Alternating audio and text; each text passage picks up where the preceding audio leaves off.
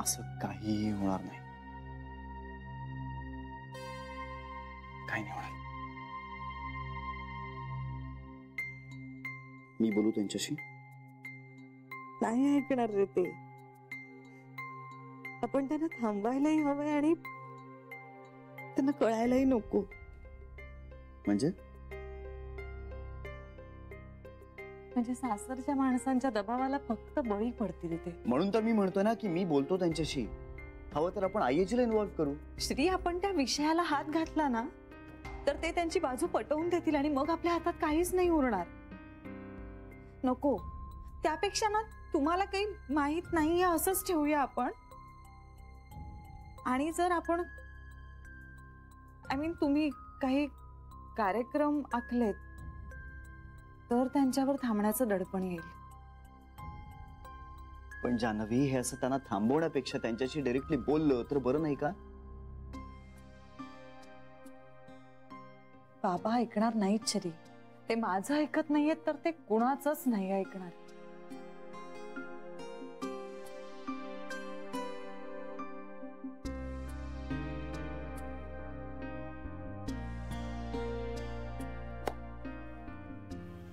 Alright. हे बघ, तू तुझ्या बाबांना जास्त ओळखतेस, त्यामुळे तुला जसं हवंय तसं करू आपण. मी आय्याजींशी बोलले. जर आपण एखादी पूजा ठेवू शकलो कसलीही तर कदाचित बाबा. डन डन, ठेवूया, काही प्रॉब्लेम नाही. आणि काळजी करणं म्हणजे ना नुसता वेळ वाया घालवणं असतं. त्यांना कधी प्रश्न सुटत नाहीत. मग तू स्वतः का करत होतास? मी काळजी नव्हतो करत, मी फक्त विचार करत होतो. कसला हे सांगितलं नाहीयेस अजून? सांगेन सांगेन, काय घाई काय? आधी आपण आता तुझ्या बाबांचा प्रश्न सोडवूया. थँक्यू. नुसत्या थँक्यूने नाही भागणार. मग शब्दात सांगू? गप्प बस हा श्री.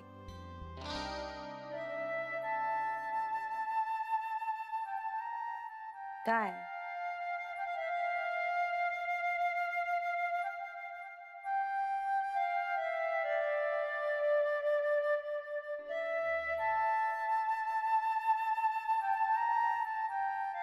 बी फॉर बाबाच होतं ना?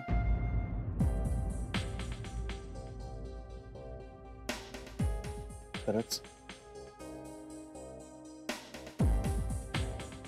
हो अरे, खरंच.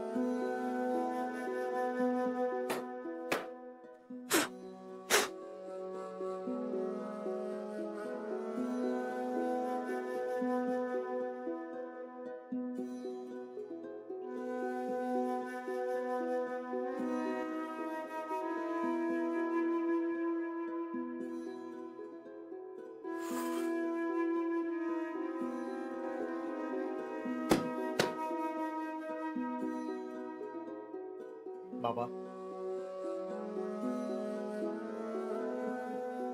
बाबा,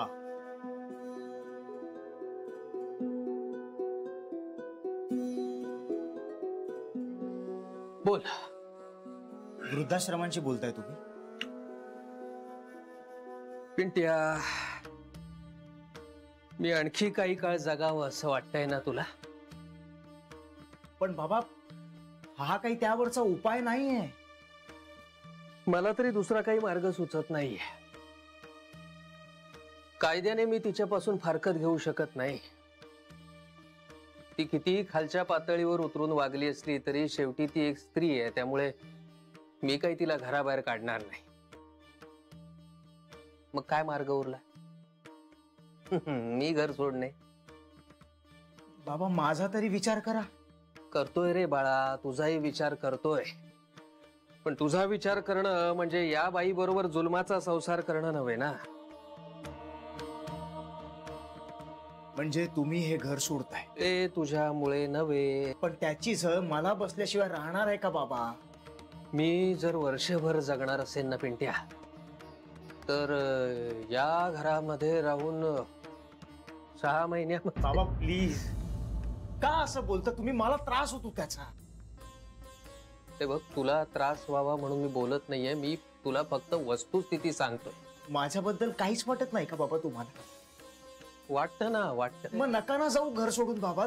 तुम्ही जर गेलात तर मी काय करू? माझं काय होणार? हे बघ, तू जा आता कामाला, आपण नंतर बोलू. बाबा मी हात जोडतो तुमच्याकडे.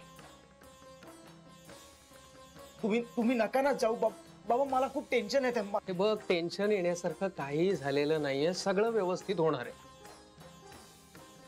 बाबा प्लीज. अरे तुला माझी व्यथा आता नाही कळणार. तुम्हाला तरी कळतंय का मला काय म्हणायचंय? कळतंय मला. तरी असं का हे वागताय? बघ, तू जा आता कामाला, आपण नंतर निवांतपणे बोलू. तू कामावर आल्यानंतर. मी काही आत्ताच निघालो नाहीये. पण बाबा तू जा आता.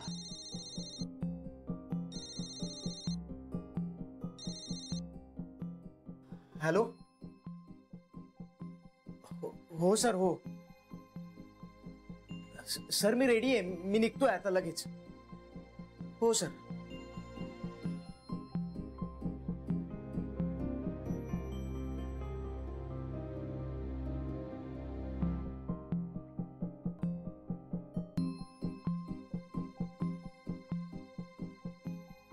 जा, काम महत्वाचं आहे ना.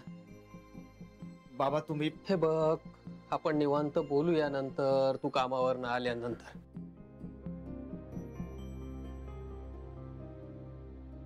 पिंट्या जा जा.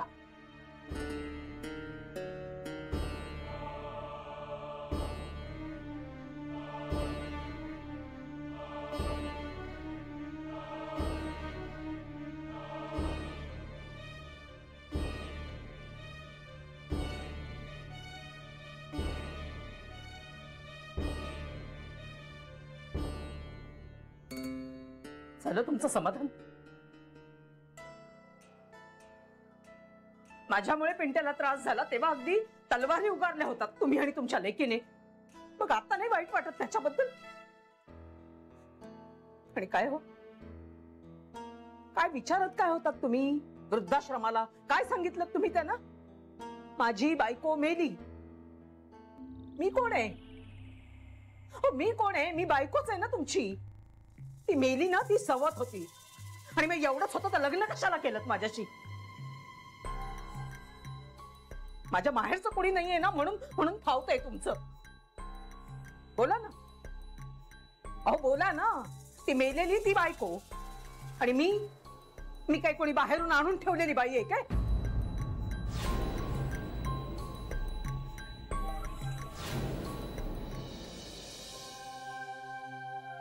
श्री, बिझी आहेस का रे? नाही अगं, एक 2-4 मेल्स पाठवायचे. बोल ना. नाही म्हणजे मी बोलले तर डिस्टर्ब नाही होणार ना? अगं बोल, माझं एकीकडे काम चालू आहे. बोल. आईजींनी आज पुन्हा स्वयंपाक केलाय. काय? मग तू बोललीस का आईजीशी? अरे ते नाही ऐकत आहेत श्री. आईजीला कसं समजावायचं ना ते मला कळत नाही. थँक गॉड निदान काका होते आज मदतीला त्यांच्या. नशीब. मला तर काहीच करू देत नाहीयेत त्या. सकाळी सुद्धा म्हणाल्या मॉर्निंग वॉकवरनं आली आहेस ना, मग आता फ्रेश हो. या तेला तुपाच्या फोडण्यांमध्ये राहू नकोस. बरं त्यांच्या हातातून आपण काम हिसकावून नाही घेऊ शकत ना रे. आणि मला सुद्धा काम करायची सवय आहे, त्यामुळे खूप चुकल्यासारखं वाटतंय मला. नाही, तुझंही बरोबरच आहे.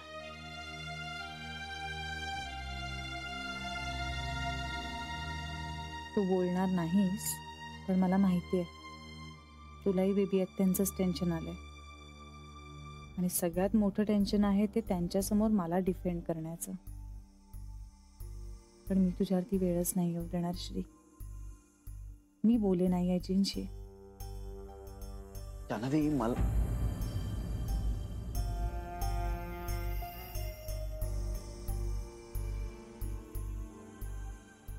जान्हवी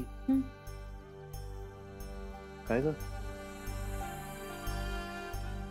कसला विचार करतेस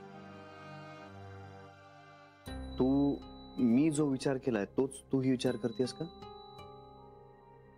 कसला विचार करतोयस तू? मला असं वाटतं की तू पुन्हा एकदा आईशी बोलावंस, कारण ती माझं ऐकेल असं मला वाटत नाही. मी खरंच हा विचार करत होते आता. राईट. मी बोलते. हे बरं, चल आपण ब्रेकफास्टला जाऊया. आईजी थांबल्या असतील आपल्यासाठी. हॅलो.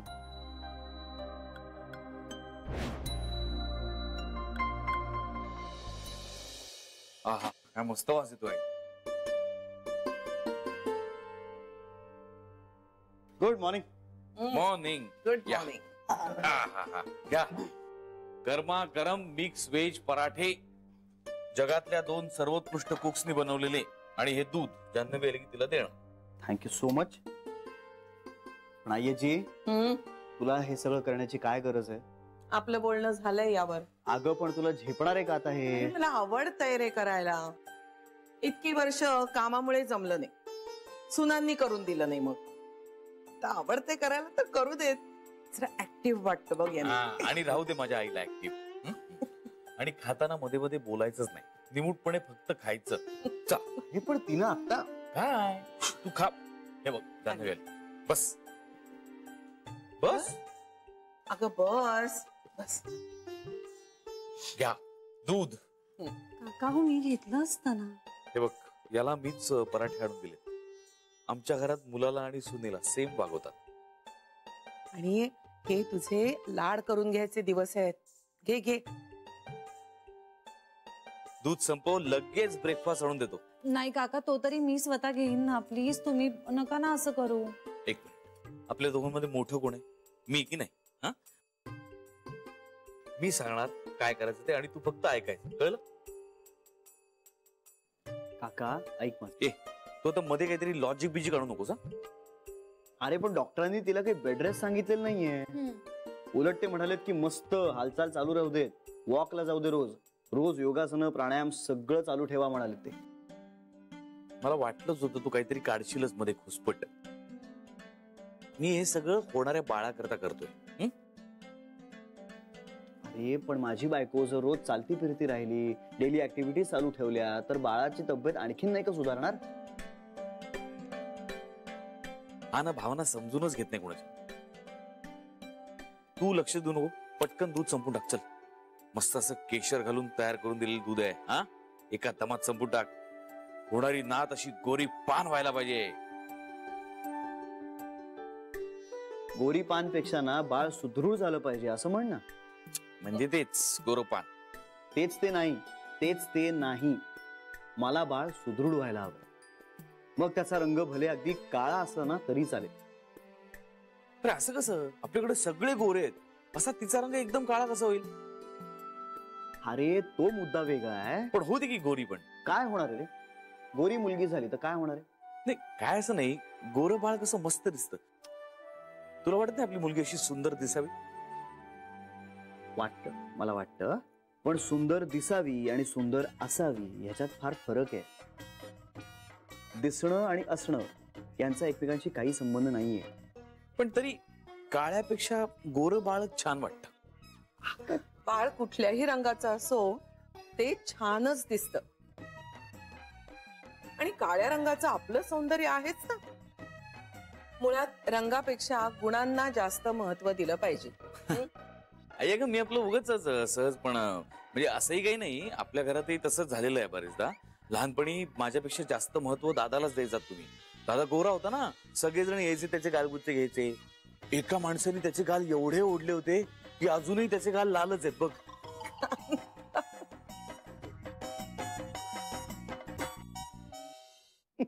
याच अशाच सगळ्या कल्पना आपण डोक्यात सहज म्हणून दृढ करतो आणि मग त्याचे किती गंभीर परिणाम होतात ह्याची आपल्याला कल्पना सुद्धा नसते.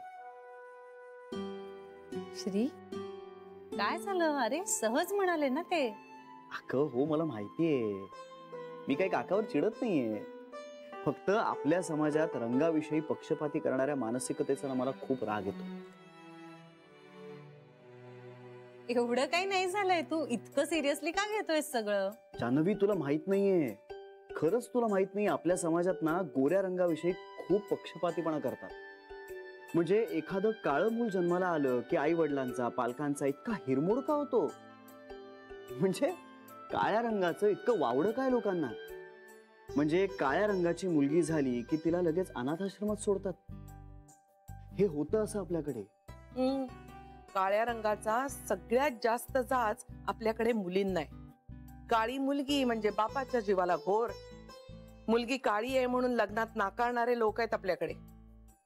रंगाला अनाठाई महत्व आहे. सौंदर्य म्हणजे गोरा रंग असा भ्रामक समज आहे आपल्याकडे.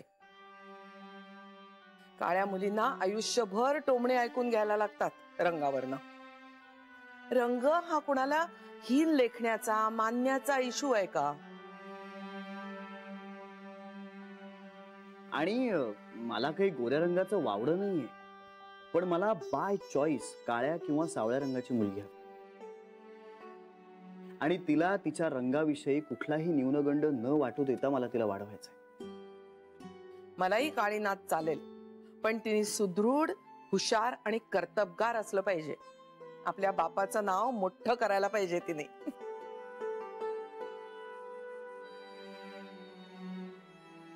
मी खरं तर माझ्या बाळाच्या रंगावर विचारच केला नव्हता एवढा कधी. हो आई, शराला पण खूप कॉम्प्लेक्स आहे स्वतःच्या रंगाबद्दल. तिला असं वाटतं ती खूप काळी आहे, काही ना काहीतरी सतत लावत असते चेहऱ्याला. परवा 3 तास हळद लावली होती. 3 तासाने मी आलो आणि बुक्का म्हणून ते सगळं काढलं गालावर. तरी तिच्या रंगात काही फरक नाही पडला. नाही पण न्यूनगंड असतोच, नाही म्हटलं तरी रंगाचा, नाही? खरं तर तो मलाही आहे.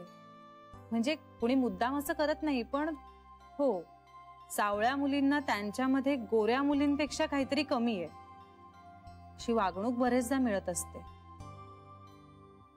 पण मला गोरी बायको नकोच होती. म्हणजे माझं ठरलंच होतं तसं. माझा फोकस तिच्या गुणांवरती होता.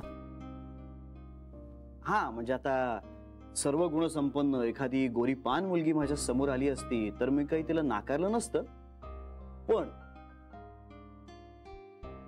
बाय चॉईस मला काळी किंवा सावळीच मुलगी हवी होती बायको. सावळा रंग सुद्धा किती छान असतो, पण स्वतः सावळा असताना आपल्याला बायको गोरी, मुलं गोरी असं का हवं असतं लोकांना कुणास ठाऊक. बघा ना, म्हणजे म्हणताना आपण म्हणतो की मुलं म्हणजे देवाघरची फुलं असतात. मग बाळ जर काळं सावळं असलं तर बिघडलं कुठे? मला माझ्या बाळाचा रंग कसाही असला तरी चालेल. मी फक्त इतकीच प्रार्थना करते की ते सुदृढ असावं. नाही पण अगदीच काळी कुट्ट मुलगी नको हा जान्हवी. अगं अंधारात सापडायची नाही ती. विचार कर, समजा हे दोघे ऑफिसला गेलेत आणि शरा तिला सांभाळते आणि अंधार पडला, मी खोलीत गेलो, दोघेही दिसणार नाहीत. शरा हसली तर फक्त दात दिसतील, बाळाला दात येत नाहीत लवकर, त्यामुळे काही. हे जान्हवी, मला आजकाल जाम बोर होतं यार. तू नसतेस ना चाळी. अगं पण बँकेत भेटतो ना आपण. हो, पण मला निदान उद्योग तरी होता. किती गप्पा मारायचो आपण, मस्त वेळ जायचा. पण आजकाल ना माझ्या सासूबाईंबरोबर त्या कटकटीत असतात. का? काही नाही ग, त्या जरा अतिच करतात. गीता, माहितीये मला, तुला आवडणार नाही. जेवायला जाऊया आपण, चला. ए जान्हवी, तुझ्या आई आजींच्या हाताला काय चव आहे यार. मला खूप आवडतं त्यांनी बनवलेलं. मला सुद्धा खूप आवडतं. मुख्य म्हणजे करतात त्या. म्हणजे 70 तर क्रॉस केला असेल ना त्यांनी. हो, तरी करतात, हे वैशिष्ट्य आहे त्यांचं. नाहीतर मनीषची आई 62 असतील, हातपाय धडधाकट आहेत, पण करतात काय, फक्त कटकट.